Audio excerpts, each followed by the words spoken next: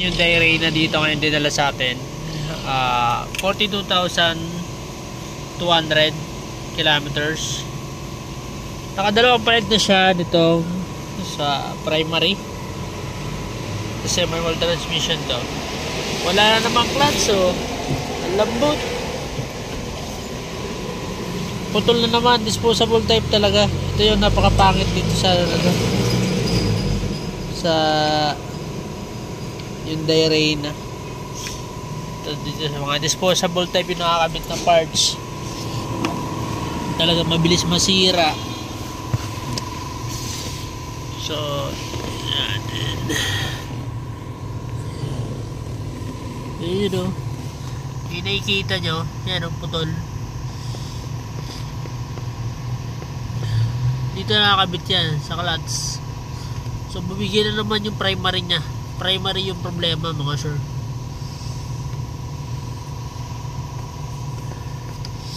Napalitan na daw dati. Ito yung dati niya. Pinakita sa kanya yung nagkabit. Yan. So okay, naputol ulit. Naputol na naman. Yan. Ito yung dati. Sa putol ulit na naman. Nakapalit lang. Nako. Gastos. Primary. So magpapalit na naman siya ng primary, mga sir. Yan. Disposable type. Plastic. Primary plastic nakalagay. So balik sa dati, gastos ulit na naman yung customer. Ito talaga yung ano dito, Hyundai Reyna. Kung ibang grab nyo lang naman, panganap buhay, huwag nyo nang tangkain kasi mapasakit lang kayo sa ulo. Ito, kailan lang dalawang palit na ng primary, 42,000 kilometers pa lang. Napuputol yung primary nya.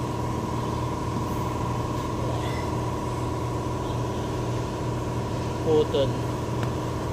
So palit na naman to na yung primary, mga sir.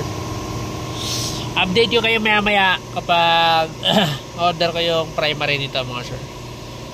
Yung primary clutch na naputol dito sa Hyundai Reyna, tatanggalin na natin. Yan, may kita nyo yan. May dalawang bolt yan.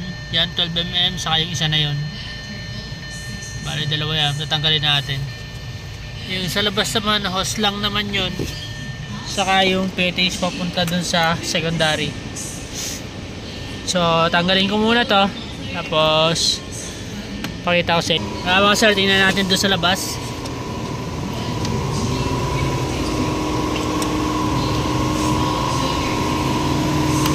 Ayan o. Kita nyo yung primary nya. Hugutin na lang natin.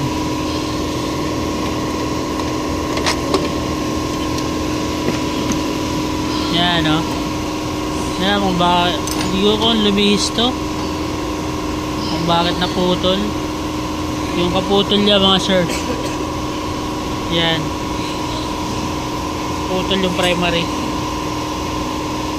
Kaya lang kung lihis. Gumalaw or kaya may problema talaga, tumigas to eh, or doon sa loob ng transmission yung problema. Tingnan natin kasi sabi niya yung primary lang muna palitan natin, pero dati naputulan na din siya. Ito putol na din dati, parang iba yung pinalit.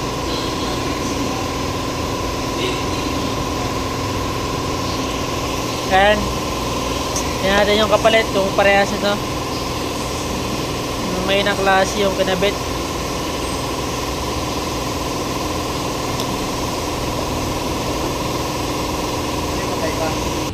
May inang klase talaga to.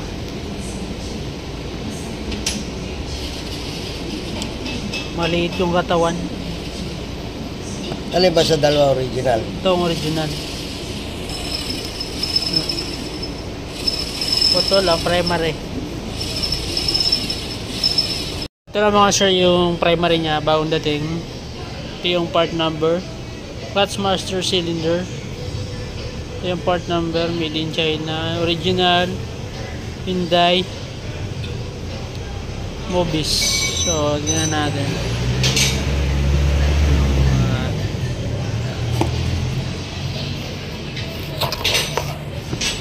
Yung primary niya. Yo! Dito talaga original. Hindi naman original yung binili niya eh.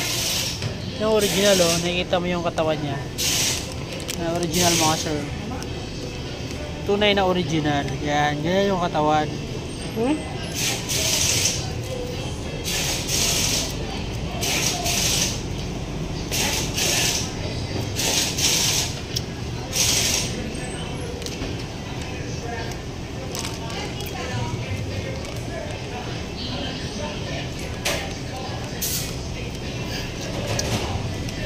Yun o.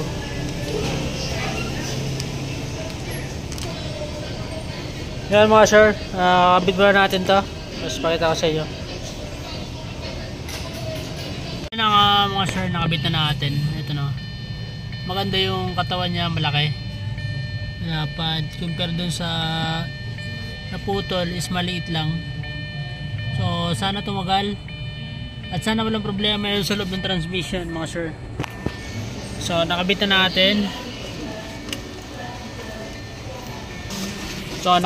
natin.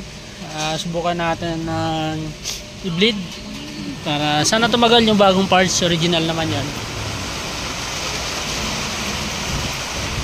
Ayan, nakabit na natin.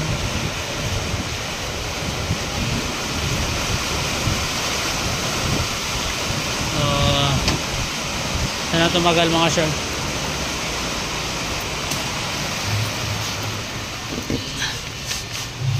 Ito na yung bago. So, subok natin.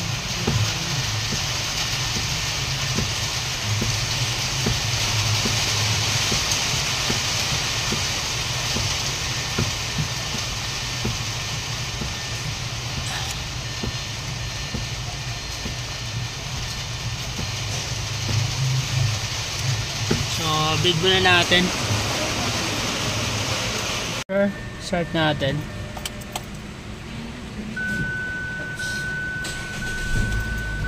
Cambio natin, primera.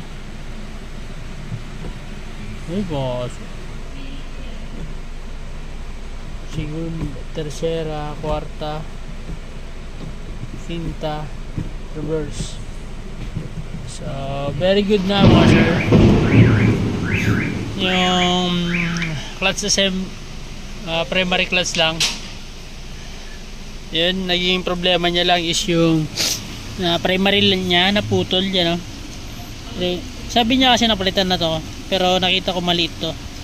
Pero may tatak din kasi na ano, Kia Hyundai. Hindi ko alam kung peke ito. Yung original talaga malaki yung katawan niya yung dito. Hindi basta-basta nagabibigay kasi malaki yung katawan niya dito. So yun lang naman. Naging problema nito. Ito kasi pangatlong palit na. May pinalitan din ako last time, Reyna din. Hindi ko lang na videoan, pero primary class din pinalitan namin kasi lumubog. Ito naman naputol. So di ko alam kung common issue yun na Hyundai Reyna na manual transmission. So share lang natin yung na-encounter natin. Sana magkaroon na idea yung mga car owner ng Hyundai Reyna.